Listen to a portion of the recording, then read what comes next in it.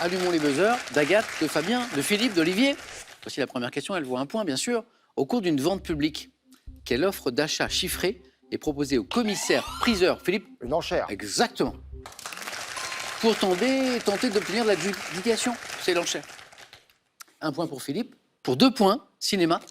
En 2000, quelle actrice américaine incarne Erin Brockovich? Fabien. Julia Lo...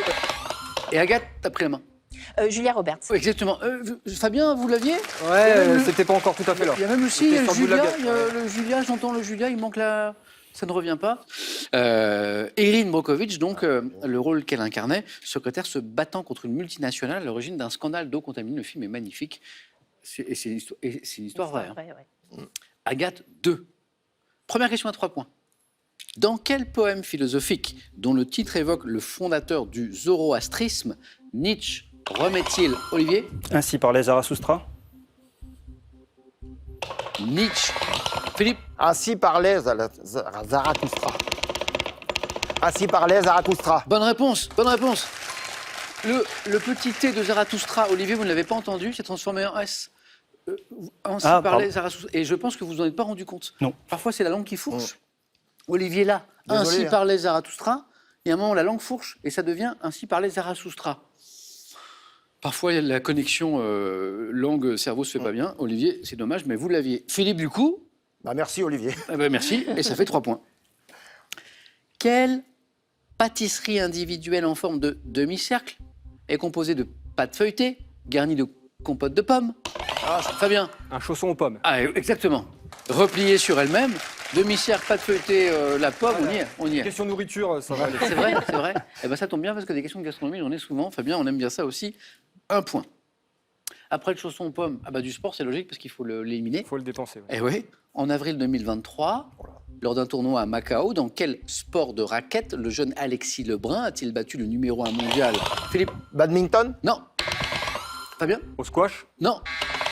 Olivier? Tennis de table. Oui. Alors il y a un indice important qui allait arriver qui était a battu le numéro 1 mondial chinois Fan Zhendong, et on sait que les Chinois sont très très forts en tennis de table. Une première pour un Français depuis 25 ans. Donc ce jeune Français brillant là, c'est Alexis Lebrun. Olivier, bravo. 2 points de l'art. À partir de 1965, quel peintre auteur de Métacrime numéro 11 a réalisé des tableaux d'après des photographies souvent peints en bleu? 3 points, Fabien. Klein. C'est pas Klein. Oui, bleu. Philippe? Picasso. Non, on tente, on tente. Agathe? Matisse. Non, on tente. Olivier, peintre auteur de Métacrime numéro 11. Soulage, mais C'est pas Soulage. C'est drôle parce qu'il a son patronyme, c'est aussi celui d'un homme politique. Jacques Monory. Ah. Monory. Science et technique. En 1984, quel code de 4 chiffres est mis en place pour permettre aux utilisateurs... Philippe? Code PIN. Non. 911. Non. Aux utilisateurs du... Olivier? code de carte bleue. Non. Du Minitel d'accéder à... 3615. Ah oui, il manquait un mot important. Ah ouais, Minitel. Et j'ai essayé de le placer, mais tout le monde buzz très vite, et c'est très bien d'ailleurs pour prendre la main. Agathe, du coup, le mot-clé Minitel, vous l'aviez. Et la question disait, mise en place donc ce code pour permettre aux utilisateurs du Minitel d'accéder à un kiosque de service payant 3615.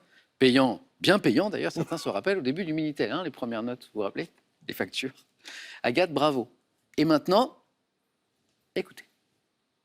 Dans la rue des blancs manteaux, ils ont élevé des tréteaux et mis du son dans un seau. Et c'était un échafaud dans la rue des blancs manteaux. La chanson, c'est Rue des Blancs Manteaux. Je ne vais pas vous demander, vous vous en doutez peut-être. C'est Juliette Gréco qui chante. C'est l'une des 3 premières chansons qu'elle a enregistrées et la seule que Jean-Paul Sartre a écrite. Pour quelle pièce? Créée en 1944. Jean-Paul Sartre a-t-il écrit ce texte? Les mains sales. Non, pas Les mains sales de Olivier. Huis clos. Eh bien, c'est Huis clos. Les mains sales, Sartre, les Huis clos. Bonne réponse. Pour quelle pièce, donc créée en 1944, Jean-Paul Sartre a-t-il écrit ce texte dit par le personnage d'Inès? C'est Huis clos. Olivier, bonne réponse. Un peu de mythologie, on cherche un dieu égyptien vénéré sous la forme du disque solaire. Fabien? Aton. Ah oui, Aton. Ah oui. Dont le culte a été instauré par Aménophis Aton.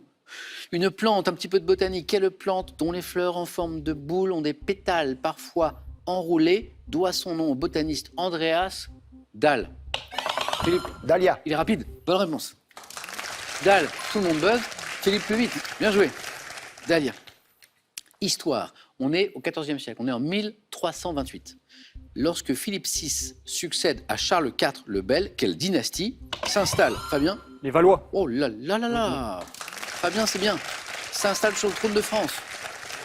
Ça fait 6 points. Vous passez en tête, Fabien. La dynastie des Valois. Donc 2 points pour Fabien et 3 points qui reviennent. Ici, animaux. Quel mammifère, ruminant, également appelé ovibos, est le seul bovidé des terres polaires? Bovidé. Olivier. Le bœuf musqué. Ah, c'est bon.